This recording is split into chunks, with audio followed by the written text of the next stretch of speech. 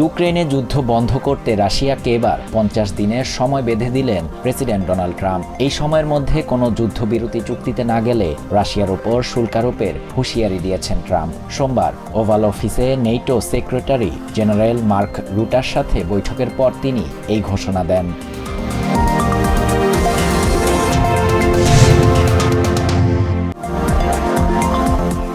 ম্যাসাচুসেটসে শারীরিক প্রতিবন্ধী ও প্রাপ্তবয়স্কদের একটি আবাসন কেন্দ্রে অগ্নিকাণ্ডে অন্তত 9 জনের মৃত্যু হয়েছে। স্টেটের ফল রিভার শহরের গ্যাব্রিয়েল হাউস নামে ওই আবাসন কেন্দ্রে রবিবার রাতে এই ঘটনা ঘটে। ফল রিভার ফায়ার ডিপার্টমেন্ট জানিয়েছে এই ঘটনায় 5 ফায়ার ফাইটার সহ আরও 30 জন আহত হয়েছে।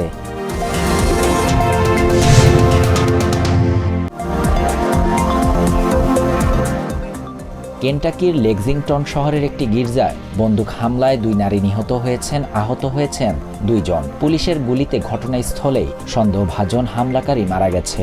রবিবার দুপুরে এই ঘটনা ঘটে। গির্জায় হামলায় ভুক্তভোগীদের সঙ্গে হামলাকারীর কোনো যোগসূত্র থাকতে পারে বলে প্রাথমিকভাবে ধারণা করা হচ্ছে।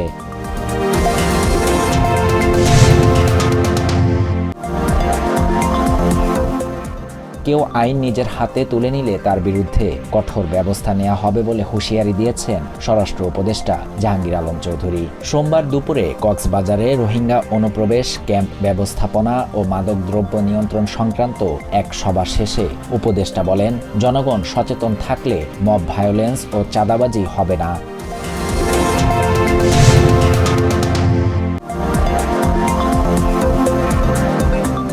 নির্বাচন পেছাতে একটি বিশেষ মহল সোহাগ হত্যাকাণ্ডকে রাজনৈতিক হাতিয়ার হিসেবে ব্যবহার করছে বলে অভিযোগ করেছেন বিএনপির মহাসচিব মির্জা ফখরুল ইসলাম আলমগীর। সোমবার এক সংবাদ সম্মেলনে তিনি বলেন, দেশে সংগঠিত বিভিন্ন হত্যাকাণ্ডে বিএনপি নেতাদের নাম জড়িয়ে তাদের চরিত্র হননের চেষ্টা করা হচ্ছে।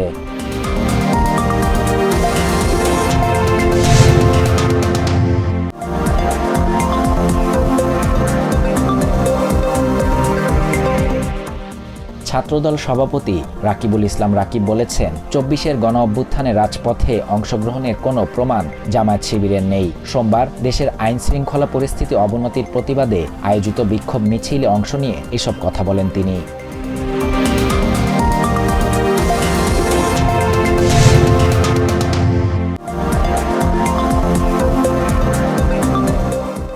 বিএনপি মুজিববাদী সংবিধান টিকিয়ে রাখতে চায় বলে অভিযোগ করেছেন জাতীয় নাগরিক পার্টির আহ্বায়ক নাহিদ ইসলাম। সোমবার সকালে পটুয়াখালীর শহীদ হৃদয় তরুয়া চত্বরে আয়োজিত সমাবেশে তিনি বলেন, বিএনপি এখন চাঁদাবাজদের দলে পরিণত হয়েছে। মুজিববাদের নতুন পাহারাদার হিসেবেও তারা আবির্ভূত হয়েছে।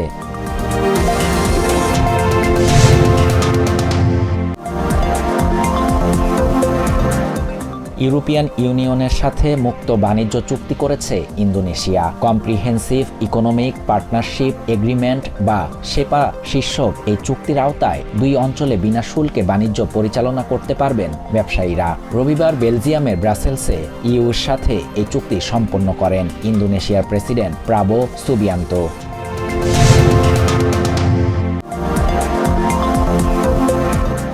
কুয়েতে অবস্থানরত আইন অমান্যকারী বিদেশি নাগরিকদের নিজ দেশে ফেরত পাঠানোর উদ্যোগ নিয়েছে দেশটির সরকার। দেশকে অবৈধ অভিবাসী মুক্ত করার অংশ হিসেবে এই উদ্যোগ নিয়েছে তারা। এদিকে কুয়েত সরকার বিদেশি সেসব নারীদের আবেদন গ্রহণ শুরু করেছে যারা কুয়েতি পুরুষদের স্ত্রী কিন্তু তাদের স্বামী নাগরিকত্ব হারিয়েছেন।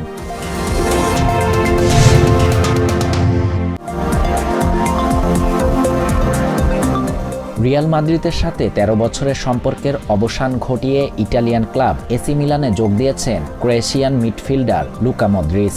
সোমবার মদ্রিচের দলে যোগদানের কথা নিশ্চিত করেছে এসি মিলান। 39 বছর বয়সী এই খেলোয়াড়ের সাথে 1 বছরের চুক্তি করেছে সিরিয়া ক্লাবটি।